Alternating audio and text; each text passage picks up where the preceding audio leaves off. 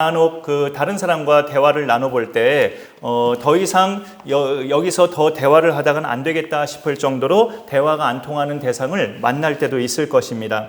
그러니까 예를 들자면 내 말이 맞고 네 말은 틀렸다는 주장을 굽히지 않는 사람, 내 나름대로의 타당성을 설명하는데도 아니야, 그래도 내 말이 맞아, 네 말이 틀려 라고 굽히지 않는 사람은 더 이상 이제 말이 진전되기가 어렵죠. 그런 식의 말은 대체로 완악하고 고집을 부리는 경우예요. 그런데 누구의 입에서 나오는 말이건 간에 옳은 말이 있어요. 그 사람이 설령 그렇게 못 살아도 그 사람의 입에서 만약에 이 말이 나왔다면 그건 옳은 말이에요. 부모님께 잘해라, 부모님 말씀에 순종해라. 이거는 고집스러운 말도 아니고 억지스러운 말도 아니고 옳은 말이에요. 성경은 우리에게 불변의 진리들을 가르쳐주는 하나님 말씀이에요. 시대가 변하고 사람이 변해도 어떤 트렌드라는 말이 우리 가운데 쓰여져도 절대 변하지 않는, 절대 부정할 수 없는 불변의 진리가 성경책 안에 담겨 있는데, 제일 대표적인 그 불변의 진리는 오직 예수 그리스도를 통해서만 하나님께로 갈 수 있다는 것. 이게 대진리죠. 나로 말미암지 않고는 아버지께로 올 자가 없느니라 하면서 예수님이 친히 말씀하셨어요. 사람들이 흔히 하는 말이 이거잖아요. 만약에 정말 천국이 있다면 이 세상에 사는 동안에 선한 일을 많이 한 사람이 갈 거야. 막연한 그 추측과 보편적인 생각이죠. 그거에 대한 성경의 답은 오직 예수 그리스도만이 하나님께로 갈 수 있는 길이라고 요한복음 14장 6절에서 알려줍니다. 그리고 그 외에 더불어서 같이 다 그 말인데, 하나님은, 우리가 믿는 하나님은 유일한 하나님이라는 것, 다른 신이 없음을 또 성경은 선포하죠. 그리고 유일한 구원자이신 예수 그리스도는 보통 생육법은 남자와 여자가 결혼해서 아이가 출생하는 거죠. 그런 보통 생육법이 아닌 마리아가 결혼하기 전에 성령으로 잉태되셔서 그렇게 성령으로 나셨고, 십자가의 죽으심과 부활을 반드시 이루셨고, 틀림없이 이루셨고, 하나님의 아들 되신다는 것. 이런 내용은 인간이 최대한 추측해서 근거가 있다 해서 만들어낸 것이 아니라 원래부터 기정사실이고 우리가 믿는 진리예요. 이거를 만약에 옳고 그름으로 그렇게 두 가지 중에 하나로 정한다면 옳은 거죠. 옳은 거에 해당합니다. 그런데 오늘 말씀에 이것이 옳으니라 라고 알려주는 사항이 있어요. 이것이 옳으니라. 예수 그리스도에 대한 진리도 아니고 하나님에 대한 유일신이라는 그런 진리도 아니고, 직접적으로 그런 중요한 진리가 아닌 주 안에서 부모에게 순종하라는 것. 이게 옳은 거래요. 그렇게 하는 것이. 순종하라는 말은 아래에서 듣는다라는 뜻이 있더라고요. 어원이. 부모가 어떤 말을 할 때 내가 이렇게 아래에서 듣는다는 거죠. 위에 이렇게 있지 않고 아래에서 부모의 말을 이렇게 부모를 위로 올려다보면서 듣는다는 것. 그게 순종한다는 뜻이래요. 경청한다는 의미죠. 부모에게 그런데 순종한다는 이 말, 순종하라, 명령형이죠. 이 말은 사실 아시겠지만 비단 기독교만이 아니라 다른 종교에서도 귀한 덕으로 여기고 있고, 뭐 종교인이 아니더라도 일반 사람들도 당연하지라고 상식적으로 알만한 그런 도덕적인 규범이에요. 예의 범절이 부족한 사람이라도 다 공감하는 이야기예요. 나를 낳아주신 부모님께 순종해야 된다는 거. 그런데 오늘 에베소서 6장 1절은 하나님을 안 믿는 사람은 정확하게 실천할 수 없는 말씀이에요.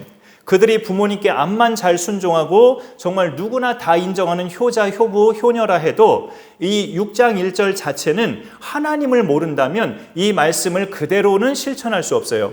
왜냐하면 요 1절 안에 주 안에서라는 말이 있어서 그래요. 주 안에서. 주가 뭐야? 라고 이렇게 하나님을 모르는 사람들은 대뜸 그럴 수 있죠.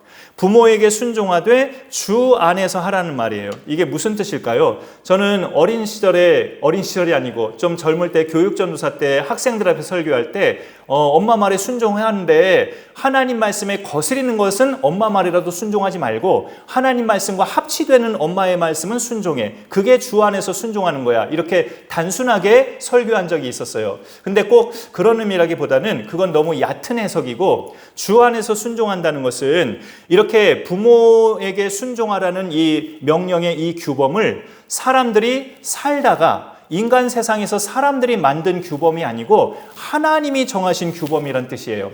하나님이 정하신 계명이에요, 이게. 그래서 주 안에서 순종하라는 말이 나옵니다.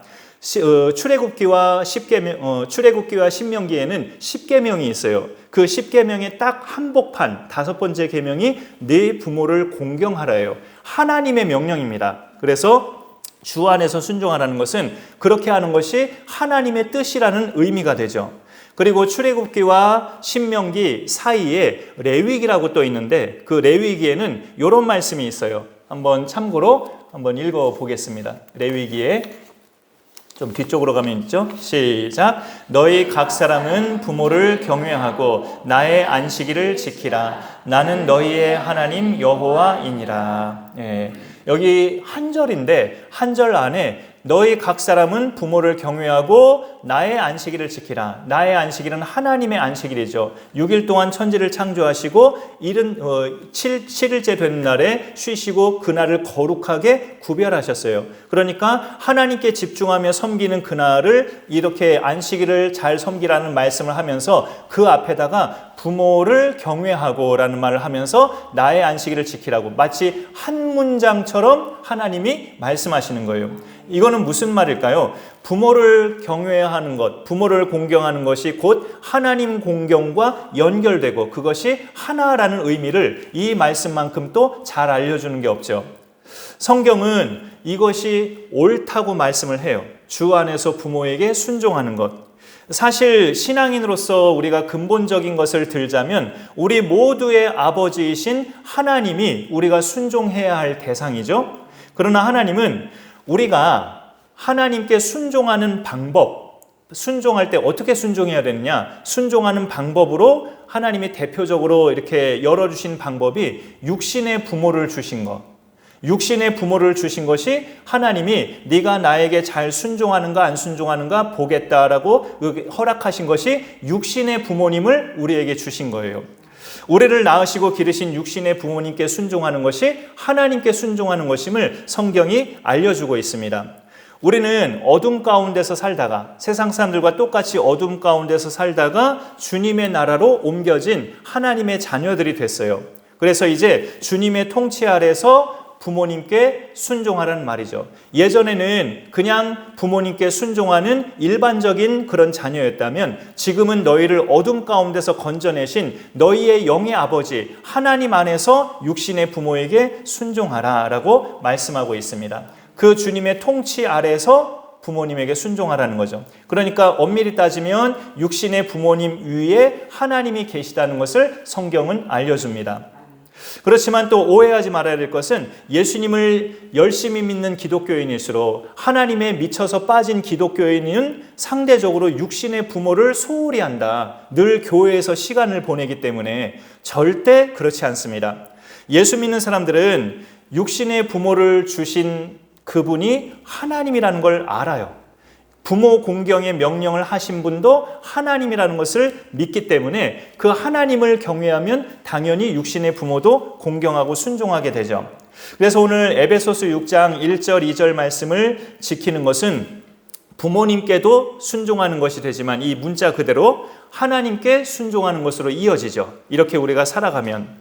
그래서 우리 기독교인들은 이런 신앙관을 가지고 살아가야 돼요. 부모님께 순종하는 것은 인간의 마땅한 도리이기 때문이라기보다 하나님의 명령이기 때문에 인간의 마땅한 도리이기도 하지만 그 마땅한 도리를 명령하신 분이 하나님이기 때문에 나는 하나님이 그 명령을 하셨기 때문에 부모에게 순종한다. 인간의 도리이기 때문이라기보다 하나님이 명령하신 거기 때문에 나는 순종할 것이다. 신앙과는 이게 좀 세상 사람들과 다른 거죠. 우리가 하나님께 드리는 예배의 스타일이나 교회 안의 문화적인 것은 시대에 따라 옳고 그름이 조금씩 달라지기도 해요. 우리에게는 좀 아쉬운 게 이렇게 전자드럼이라고 드럼은 있는데 아직 칠 줄 아는 사람이 없어서 약간은 무용지물로 계속 두고는 있기는 해요.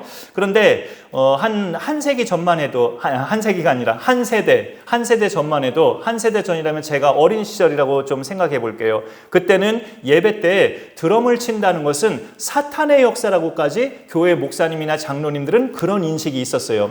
피아노나 거룩한 전자오르간 이런 것이 예배에 걸맞는 악기지 기타나 드럼 이런 것들은 껄렁껄렁한 악기라고 그렇게 한 세대 전에는 교회 어른들이 그런 인식을 갖고 있었다고요. 그러나 지금은 오픈식으로 드리는 모든 예배에 기타와 드럼, 일렉, 그 다음에 그 건반 이런 것들이 다 동원이 되죠. 사실은 그런 것들로 하나님을 찬송하라고 시편에서는 성경이 분명하게 말씀하고 있기 때문에 그러니까 예배의 스타일이나 교회 안의 문화적인 것들은 시대에 따라 옳고 그름이 바뀌어요. 또 흥미로운 것은 그러나 부모에게 순종하라는 것은 시대에 따라 바뀌는 것이 아니에요.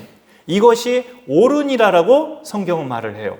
옳다고 동서고금을 막론하고 이게 진리라는 거죠. 부모에게 순종하는 것, 자녀라면. 하나님은 우리를 옳은 길로 인도하시는 아버지시죠. 우리가 착각하지 말아야 할 것은 내가 이거를 믿는다면 예수님이 내 죄 때문에 십자가에서 죽으시고 부활하셨음을 나는 믿습니다. 이렇게 내가 믿는다면 나 자신은 그래 예수 믿는 사람이야. 이렇게 그냥 단순하게 생각하는 거. 그런데 그 믿음 안에는 우리를 그리스도께로 인도하는 그 많은 계명들, 우리가 예수님을 믿는다, 나는 믿습니다라고 고백하면 내가 정말 예수 믿는 사람이라고 나 스스로 생각할 수 있지만 내가 생각하는 그 믿음 안에는 그 우리를 예수님께로 인도하는 수많은 계명들이 있다고요. 계명들. 그 계명 중에 내 부모에게 순종하라는 계명이 있고요. 그러니 우리는 그 계명들을 포함해서 믿음 생활을 해나갈 때 나는 진정으로 예수를 믿는다라고 말할 수 있는 겁니다. 그러니 우리가 하나님이 주신 계명도 옳은 거고 그 계명을 따라 살면 옳은 길을 가는 거예요. 생명의 길을 가는 겁니다. 순종하라는 것과 또 하나의 비슷한 명령은 공경하라가 이제 2절로 넘어가면 있는데 양친을 이제 분류해서 표현을 하고 있습니다. 네 아버지와 어머니를 공경하라. 오늘 2절에 있는 이 명령은 연령을 막론하고 모든 자녀에게 주시는 말씀입니다. 1절에서 순종하라는 명령은 그 앞에 자녀들아 라고 되어 있잖아요. 특별히 이제 아직 미성년인 자녀들, 그들을 더 염두에 두고 이렇게 그들에게는 순종하라. 내키지 않아도 귀찮아도 순종하라는 거죠. 엄마 아빠 말씀에. 아이 싫은데 하면서 이런 마음이 들 수 있잖아요. 자녀들은 그래도 순종하라. 내키지 않아도. 순종의 의미가 약간 그런 차원이라면 그 2절로 넘어가서 공경하라는 어린 자녀든 장성한 자녀든 자녀라면 모든 자녀라면 부모님을 공경하라는 거죠. 공경은 순종하고는 좀 격이 달라요. 내 부모가 공경받을 만한 대상이 못 돼도 막말로 공경받을 만한 대상이 못 돼도 그렇게 하라는 것이 공경의 의미입니다. 공경의 의미. 내 부모가 어떤 유형의 사람이든 상관없이 존경하고 사랑하는 것이 공경이에요. 딱 10년 전 어버이 주일 때 10년 전에는 죄송하지만 저희 가족은 있었지만 여기 계신 분들은 2015년 이후에 다 오신 분들이라 안 계셨던 걸로 기억이 나요. 시흥동에서 한창 있었을 때였는데 10년 전 어버이 주일 때 허물이 있어도 공경해야 할 대상이란 제목으로 말씀을 나눴었어요. 허물이 있어도 공경해야 할 대상, 그게 부모님이라는 거죠. 성경의 그 본문은 어디였냐면 창세기 9장이었는데 홍수 심판 후에 노아와 그의 가족들이 다시 땅으로 나와서 노아가 포도 농사를 했어요. 포도나무를 심었는데 노아가 포도열매에서 이제 포도주를 만들어서 포도주를 잔뜩 마시다가 취해서 잠들어 버렸는데 벌거벗은 채로 노아가 잠들어 버렸어요. 노아의 그 모습은 하나님 명령에 전적으로 순종했던 그 모습과는 상당히 달라진 그런 모습으로 성경에서는 나오는 거죠. 그럴 때 노아의 아들 중에 함이 자기 형제, 다른 두 형제에게 아버지가 저렇게 벌거벗고 자고 있다라고 알렸어요. 근데 그 나머지 두 형제는 아버지의 그 모습을 안 쳐다보고 뒷걸음질 치면서 덮을 것을 가져다가 아버지의 하체를 덮어줍니다. 그 두 아들이 셈과 야벳이에요. 노아가 포도주를 마시고 취해서 그렇게 잠든 그 모습은 솔직히 자식들 보기에 추한 모습이잖아요. 그렇게 멋져 보이는, 그렇게 참 존경받을 만한 모습은 절대 아니잖아요. 그런데 그럼에도 셈과 야벳은 아버지의 부끄러움을 덮어드려요. 허물이 있어도 공경해야 할 대상이 부모라고 성경은 알려줍니다. 어떤 부모는 자식의 마음에 큰 상처가 될 만한 말을 하기도 하고요. 자식에게 경제적인 부담을 안기는 부모도 있어요. 자식 입장에서는 세월이 가도 마음이 안 풀릴 수 있어요. 짜증도 나고 가만히 있다가도 그 생각만 하면 분이 나고 그럴 수 있어요. 성경은 그런데 부모를 공경하라고 말할 때 예외 조건을 달지 않더라고요. 단 이런 부모는 예외여도 되느니라, 이런 말씀이 없더라고요.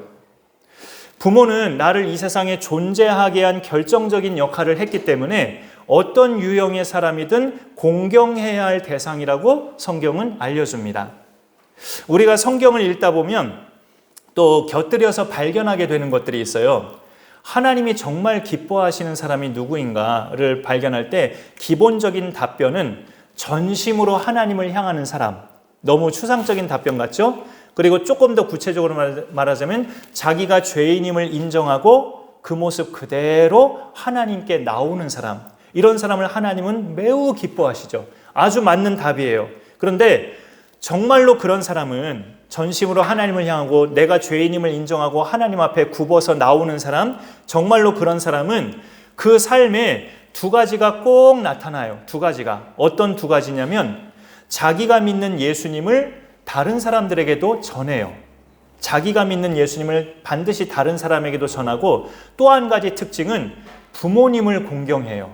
그러니까 자기가 어떤 사람인 줄을 알고 하나님이 정말로 기뻐하는 사람, 저는 하나님 없이는 못 삽니다. 전심으로 하나님께 나아가고 자기가 늘 죄인임을 인정하고 하나님 앞에 굽어 나오는 그런 사람들의 그 삶에 두드러진 두 가지 특징은 자기가 믿는 예수를 반드시 남에게 전하게 돼 있고 그 다음에 육신의 부모를 공경하게 돼 있다. 그렇게 연결이 됩니다. 이 두 가지를 잘하는 사람은 좀 여담인데 성격이 까칠하고 고집스럽고 상식적인 것이 모자라도 좀 또라이 같아도 하나님이 기뻐하실 거예요. 틀림없이. 남에게 예수님 잘 전하고 육신의 부모 잘 공경하면 모자라 보이고 고집스럽고 까칠하고 사교적이지 못한 사람이라 할지라도 하나님이 매우 기뻐하실 거라고요. 네 아버지와 어머니를 공경하라는 것은 이제 이런 것을 좀 염두에 두어서 우리가 곁들여 해석할 수 있어요. 이제 연세가 많아져서 기력도 예전 같지 않고 능력도 없고 경제력도 많이 이제 상실한 그런 부모님이라 할지라도 공경하라는 거죠. 부모가 돈이 있거나 힘이 있을 때는 부모님이 하시는 말씀에 순종하죠. 제가 예전에 부목사 시절에 부모가 건물주가 되고 자식에게 집도 사주고 하니까 그 며느리가 예수님을 전혀 안 믿던 그 며느리였는데 시아버지가 너 결혼한 후부터 교회 다녀야 된다 하니까 꼼짝없이 신랑과 교회 다니는 모습을 봤어요. 집도 사주고 별의별 걸 시아버지가 시부모님이 다 해주니까 능력이 있으니까 하는 말에 아주 그냥 저항 못하고 꼼짝없이 신앙생활을 하면서 그렇게 해나가는 모습을 봤어요. 그러니까 부모가 그렇게 능력 있고 힘 있고 할 때는 잘 순종해요. 대부분의 자녀들은. 근데 이제 그러지 못할 때는 그러지 않는 자녀들도 솔직히 볼 수 있다라는 것이죠. 하나님은 우리의 인간의 그런 모습을 잘 아셔서 이런 말씀도 기록해 놓으셨어요. 오늘 성시교도기도 있었는데 잠언에 이런 말씀이 있습니다.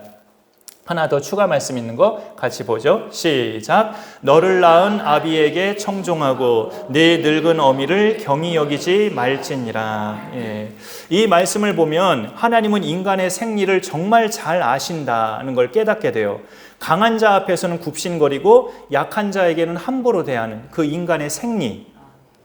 부모가 많은 것을 지원해주고 그럴 때는 잘 따르다가 이제 연세 많아지고 힘도 없고 그러면 나도 모르게 부모의 말씀을 경청하지 않을 수 있고 부모를 가볍게 여길 수 있어요. 요즘은 그런 생각을 종종 해봐요. 나도 고령의 나이가 금방 올 텐데 라는 생각. 왜 그런 생각을 하게 되냐면 20대 청년 시절이 한 30년 전이었는데 그게 엊그제 같은데 세월이 이렇게 흘렀단 말이에요. 그래서 웃기는 이야기는 제가 아직도 실감이 안 나는 게 뭐냐면 저도 어버이잖아요. 근데 제가 어버이라는 것이 잘 생각이 인정이 안 되고 잘 안 느껴져요. 분명히 엄연한 어버이고 자녀가 다 20대가 됐음에도 불구하고 내가 어버이?라고 이렇게 잘 실감이 안 나고 어색해요. 그런데 그거의 큰 원인은 이것도 있는 것 같아요. 양가의 부모님이 한 분씩 다 계셔서 양가의 부모님이 한 분씩 다 이렇게 계셔서 제 자신이 어버이라는 생각은 아직도 잘 못하는 것 같아요. 부모님이 원하시는 것을 자녀가 잘 해드리는 것도 공경의 한 방법입니다. 어떻게 공경을 해야 되는가 막연할 수 있는데 부모가 부모 입장에서 원하는 걸 해드리는 것도 공경의 좋은 방법이죠. 내 부모님은 다른 나라에 가보신 적이 한 번도 없으신데, 비행기 타신 적이 한 번도 없으신데 아직 거동이 되실 때 해외여행 한번 해드리자 하고 시행했는데 정작 부모님은 힘드셔서 고생만 하다 오셨다면 그거는 부모님의 맞춤형 효도가 아닐 수 있어요. 연세가 있으신 부모님께는 맞춤형 효도가 사실 필요한데 그럼 돈이네요? 맞는 말이긴 한데 무엇보다 제가 느끼기에는 소외시키지 않는 게 중요하더라고요. 소외시키지 않는 거, 왕따시키지 않는 거. 함께 하는 시간을 좀 더 자주 갖고 같이 더 먹고 같이 더 얘기하고 일상적인 거지만 연세 드신 부모님들은 자녀와 조금이라도 더 함께 있는 것을 좋아하시는 것 같아요. 그리고 우리 지금 현재 주택에 계시는 우리 젊은 어버이나 중년의 어버이는 이중고가 좀 있긴 하죠. 이중고. 위로 부모님도 계시지만 아래로는 또 자녀들이 있어서 부모님도 물질적으로 어느 정도 때로는 섬겨야 되고 자녀는 더 말할 것 없이 아직도 독립하지 않았으니까 그렇게 계속 섬겨야 되고 하는 이중고를 겪으면서 살고 계시죠. 그런 중간 부모를 위해서 오늘 추가적으로 당부하는 말씀이 있는데 4절에 보면 또 아비들아 너희 자녀를 노엽게 하지 말고 오직 주의 교훈과 훈계로 양육하라 있습니다.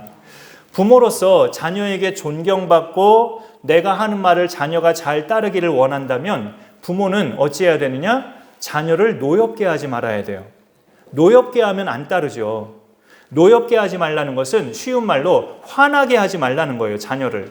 이 화나게 하지 말라는 것은 철없을 때 자기 마음대로 안 돼서 떼쓰다가 막 화내고 땡깡 부리는 그런 화 말고 자녀의 인격을 무시하거나 편애하거나 비교하거나 폭언, 압박, 수치심 이런 것들로 자녀를 자극하는 겁니다.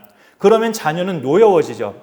믿음의 부모는 자녀를 훈육할 때 자기 말, 당신의 말로 훈육할 것이 아니라 오늘 말씀해 보니까 주의 교훈과 훈계로 말하라고. 주의 교훈과 훈계, 성경에 나와 있는 주님의 교훈과 훈계로 양육하라고 그렇게 당부합니다. 자기 말로 하지 말라고 하는 거예요. 그런데 또 자녀도 자녀 나름이지만 또 MZ세대 자녀의 경우는 그게 그거로 들려질 수도 있어요. 부모가 자기 말로 훈육하든 하나님 말씀을 가지고 훈육하든 MZ세대의 귀에는 다 잔소리로 들릴 수 있다고요.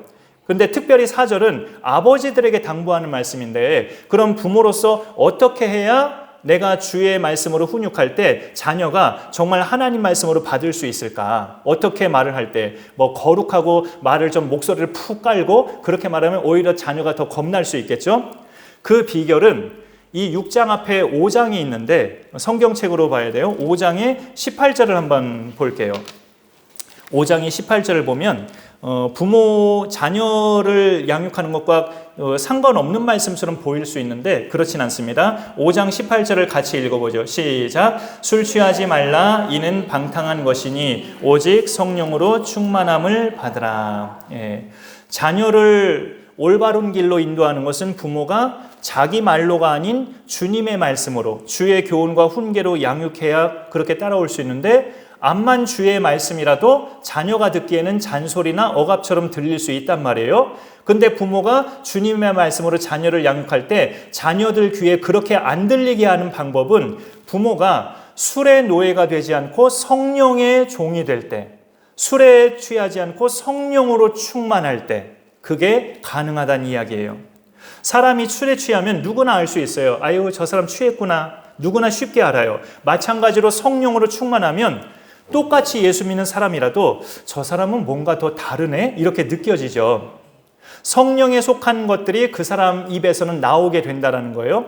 성령은 사랑의 영이에요. 사랑의 영. 그래서 성령의 열매 말할 때 제일 앞에 사랑이 나오죠. 그리고 기쁨의 영이에요. 희락, 그리고 화평, 그 다음에 온유함, 절제, 오래 참음, 이런 것들이 성령의 열매죠. 그러니까 부모가 성령으로 충만하면 그런 열매들이 입에서 나오기 때문에 사랑의 말, 기쁨의 말, 오래 참고 절제하고 온유함의 말이 나오게 돼 있단 말이죠. 그러면 자녀의 귀에 듣기에 그건 잔소리가 아니라 우리 부모님이 나를 사랑하시는구나라고 느껴질 수 있다는 거죠. 시간이 조금 걸리더라도. 우리 하나님이신 예수께서 사람이 되셔서 사람이 되신 덕분에 사람을 이해하시고 사람의 배고픔과 추위와 아픔을 이해하실 수 있는 것처럼 성령으로 충만한 부모는 자녀의 입장을 포용할 수 있는 넉넉함이 생기게 되죠. 그래서 주의 교훈과 훈계로 양육해도 그게 잔소리로 느껴지는 것이 아니라 나를 사랑하시는구나로 느껴질 수 있다는 거예요. 그런 부모는 차후에 자녀들로부터 1절, 2절의 순종과 공경을 또 받게 됩니다. 부모님을 공경할 때 성경에서 약속하는 말씀은 3절이에요. 네가 잘되고 땅에서 장수하리라. 우리 예수 믿는 사람들에게 궁극적인 약속의 복은 내세의 복입니다. 사실 영생과 천국인데, 그런데 성경을 보면 현세의 복도 약속하고 있어요. 부모를 공경하는 자에게 이 땅에서 잘되고 장수한다고. 잘 된다는 말은 우리가 흔히 바라는 성공이나 형통이라기보다 얼마 전에 그 말씀을 나눴었는데 모든 일이 합력하여 선을 이루도록 하나님의 인도하심을 매 순간 받아나가며 산다는 거예요. 요셉처럼 집안일도 직장일도 교회 다니는 일도 대인관계도. 왜 이런 복을 하나님이 주실까요? 부모에게 순종하고 공경하는 것은 옳은 일이기 때문에. 옳은 일, 하나님은 옳은 일을 하시는 하나님이신데 우리가 옳은 일을 하면 기뻐하시기 때문에 이런 복을 주십니다. 이런 말도 있죠. 장수만 하면 뭐하나? 돈 있고 건강해야 장수가 복이지. 맞는 말이에요. 돈 없고 병든 상태로 장수만 하면 복이 아니라 재앙일 수 있죠. 그런데 아버지와 어머니를 공경하는 자는 그냥 장수가 아니라 잘 되면서 장수한다고 말씀하고 있어요. 건강도 하나님이 어느 정도 지켜주시고 물질의 복도 어느 정도 하나님이 허락하신 상태에서 그가 살아가는 동안에 필요한 물질이나 건강이나 환경을 하나님이 허락하신 상태에서 장수한다는 의미예요. 부모를 공경하는 가정은 대체적으로요 화목하고 그 자녀들이 불상사 없이 복과 수를 누려요. 그런데 부모를 잘 섬기는 것은 우리에게 부모를 주신 하나님을 섬기는 거고 하나님이 결국 기뻐하시는 일이에요. 하나님은 참 정서적으로 건강하시구나를 느끼는 것이 뭐냐면 우리가 신앙생활할 때 아까 처음 말씀드렸는데 하나님만 바라보라고 또 말씀도 하시지만 하나님이 주신 환경을 소홀히 하는 것을 하나님은 또 기뻐하진 않으셔요. 당신만 바라보라고 하시는데 당신이 우리한테 주신 환경을 소홀히 하는 것은 원하지 않으신다. 참 너무 신앙생활이 힘들다 이렇게 생각될 수 있지만 하나님을 힘입어서 우리가 다 감당할 수 있습니다. 하나님을 믿는다는 것은 하나님이 우리에게 주신 사람과 환경을 잘 살피고 섬기는 것을 포함해요. 나와 관계된 사람에게 잘하지 못하면 하나님을 잘 섬기는 게 아니라는 이야기예요. 오늘 말씀을 따라 우리가 부모님께 순종도 하지만 그보다 한 격 더 높은 공경도 함으로 그게 곧 하나님을 공경하는 것이 됩니다. 그래서 우리가 이 말씀 따라 그렇게 살아감으로 하나님을 공경하고 현세의 복도 누리면서 내세의 복을 더 확실하게 소망하며 살아갈 수 있어요. 그런 신앙생활이 우리 가운데 멈춤 없이 계속 활짝 펼쳐질 수 있기를 간절히 축원합니다. 말씀을 기억하면서 우리 아버지 당신의 이 찬양을 한번 불러보겠습니다. 아버지 당신의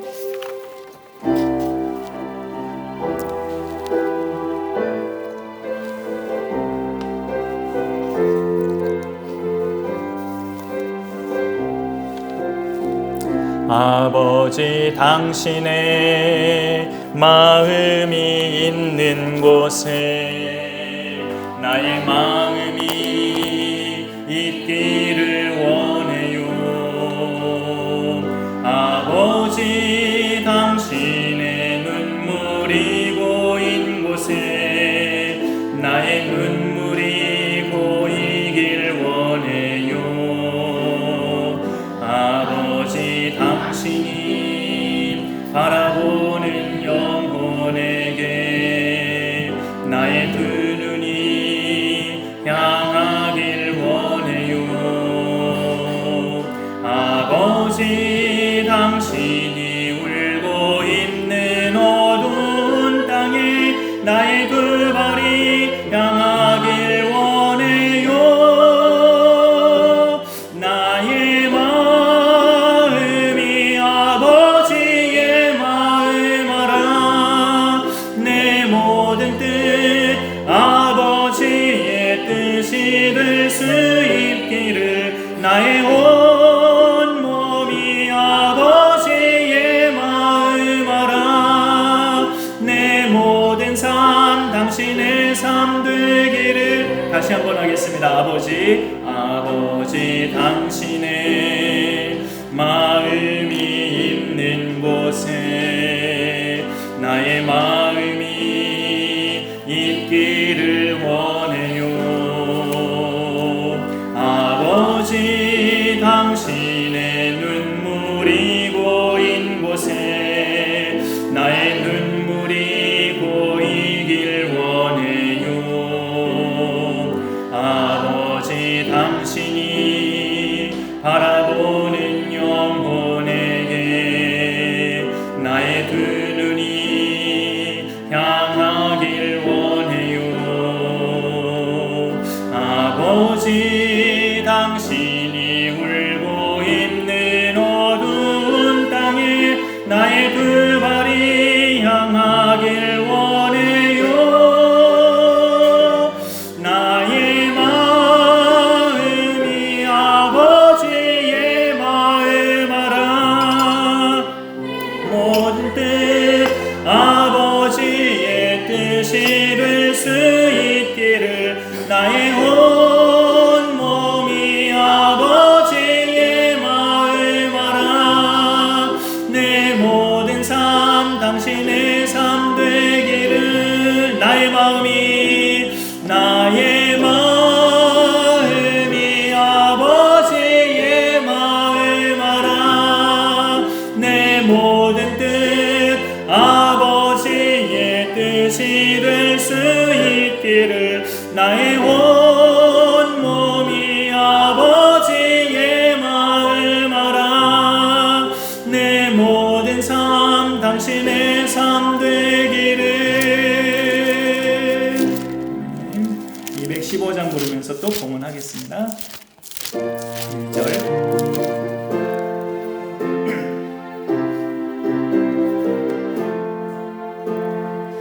내 죄 속해 주신 주께 힘과 정성 다하니 나의 온갖 언행 심사 주를 위한 것일세. 내게 있는 모든 것을 주를 위해 바치리. 내게 있는 모든 것을 주를 위해 바치리. 아멘.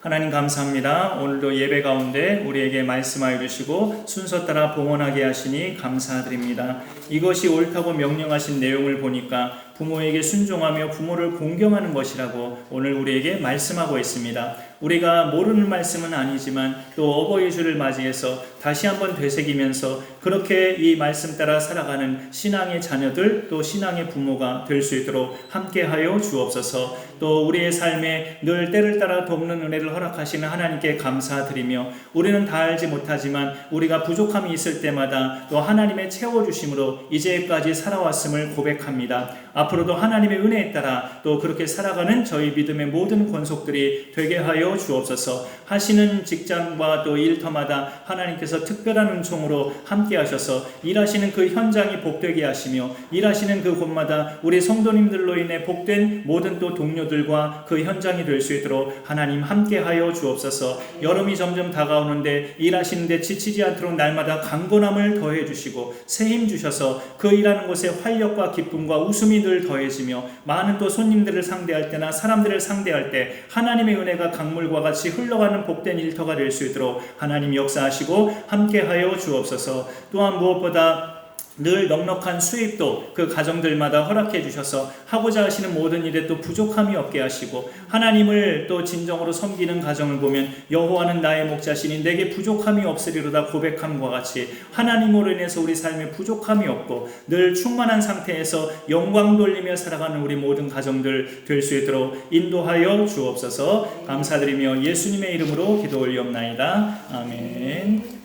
광고 중에 또 특별히 어버이를 위한 기도를 별도로 하도록 하겠습니다. 오늘 주일을 맞아 예배에 오신 성도님들을 주님의 이름으로 축복합니다. 오늘은 어버이 주일인데 이렇게 예배 중에 어버이를 위한 축복 기도를 조금 있다가 또 별도로 하도록 하겠습니다. 그리고 이번 광고문에 보시면 올해 한 번, 제 현재 계획으로는 딱 올해 한 번이에요. 이것도 기회라고 생각이 돼서 어버이들이 많지 않으실 때 모든 어버이들께 교회에서 똑같이 그렇게 선물을 준비해 봤습니다. 그렇게 기억하시고, 어버이들을 위한 축복 기도는 해마다 했지만 선물은 70세 이상의 좀 이렇게 좀 우리의 어찌 보면 우리의 어버이들께만 그렇게 드렸었잖아요. 근데 이제 그렇게도 하지만 올해 같은 기회는 또 기회다 싶어서 모든 어버이들께 준비했고요. 이 자리에는 또 이렇게 저희